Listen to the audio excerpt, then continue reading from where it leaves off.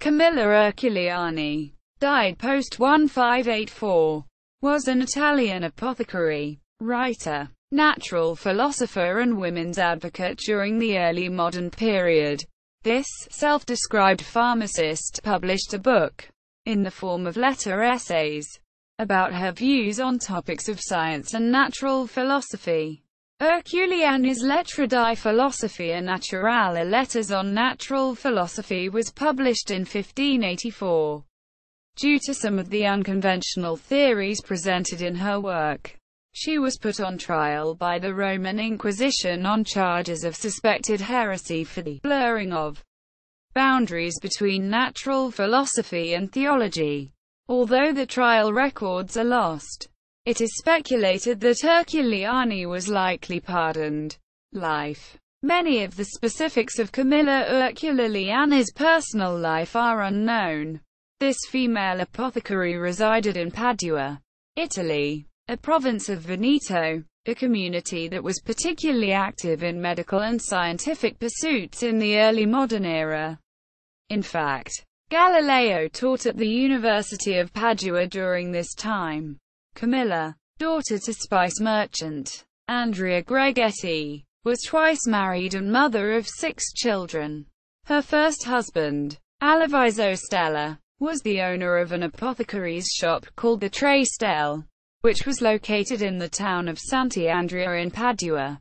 Camilla remarried after his death. Her second husband, Giacomo Erculiani, was also an apothecary. He inherited the role of proprietor at the Tre Stelle. The details and date of her death remain a mystery, yet it is likely that she died post-1584. Work. Erculiani referred to herself as a speziale, which translates to spicer. Generally, this reflects that she was a spicer apothecary, indicating those who made and sold botanical and pharmaceutical remedies, which often included spices. Other examples of goods one could purchase at an apothecary shop include herbs, fruits, precious oils, resins and perfume musk. Typical diseases that the general population sought remedies for were dropsy, pox, worms, rickets, scurvy, numerous skin problems and gout. Quote, Erculiani worked alongside both of her husbands as a practicing female apothecary. In the early modern period, it was customary for the wives of merchants to learn their husband's trade, as they played an integral role in the running of family businesses. She herself claimed that her knowledge did not come from any university, but was a result of innate understanding and experience.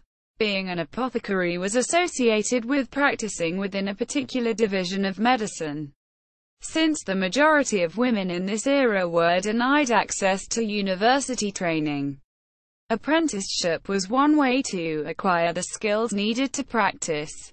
In addition, like Erculiani, widows had the option to keep their shops running as long as another man assumed proprietorship.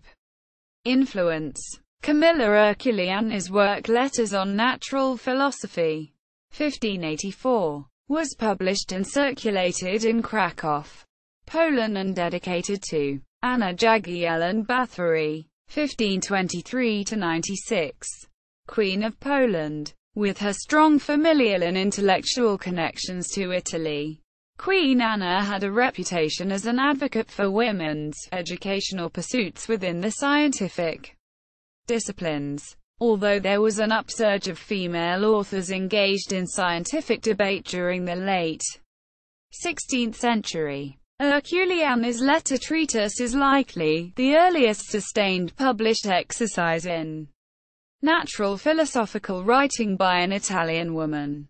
Within this scientific discourse, formed into a collection of her letters, she explored alternate theories in the realm of natural philosophy.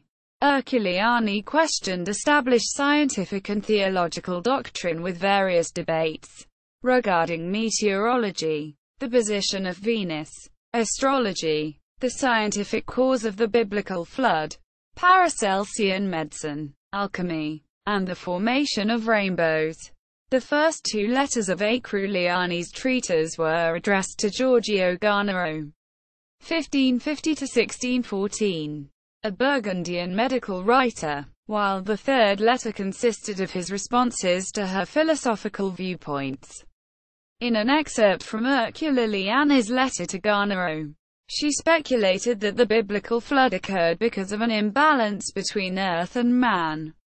Quote, "The deluge occurred because men's presence on earth had increased so much in number, size, and lifespan, that around the time of the sin, the earth element, which dominates men, was much diminished, nor had it been replenished for centuries, with the result that the earth was so greatly diminished that it was necessarily swallowed up by water, which had contributed little of itself to the composition of men." Quote, Erculiani later followed up the statement within her fourth letter, addressed to Queen Anna's Chancellor for Transylvania, Martin Bosvasi, 1538–1596, who visited Padua in 1568. She expressed her belief that God and nature work in unison.